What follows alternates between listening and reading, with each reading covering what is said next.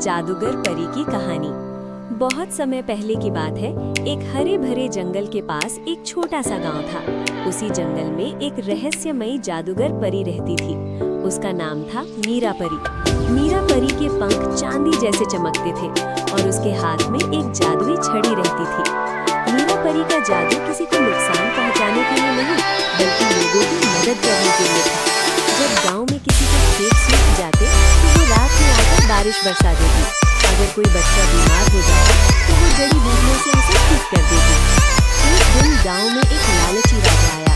उसने सुना कि जंगल में कोई जादूगर परी रहती है। राजा ने सोचा, अगर मैं उसे पकड़ लूं तो सारा जादू मेरे पास होगा।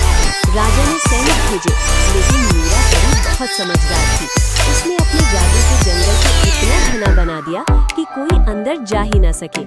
मीरा परी गांव के बच्चों के सामने आई और बोली, जादू ताकत के लिए नहीं, भलाई के लिए होता है। उसने राजा को भी एक सबक सिखाया और उसका लालच खत्म कर दिया। राजा को अपनी गलती समझ आ गई। उसने माफी मांगी और वादा किया कि अब वो कभी किसी पर जुल्म नहीं करेगा। उस दिन के बाद मीरा परी जंगल की रक्षक बन गई और गांव में हमेशा खुशहाली बनी रही। सीख: भलाई का जादू सबसे बड़ा जादू होता है। आप अगले कहानी को देखना चाहते हैं तो लाइक और सब्सक्राइब करें।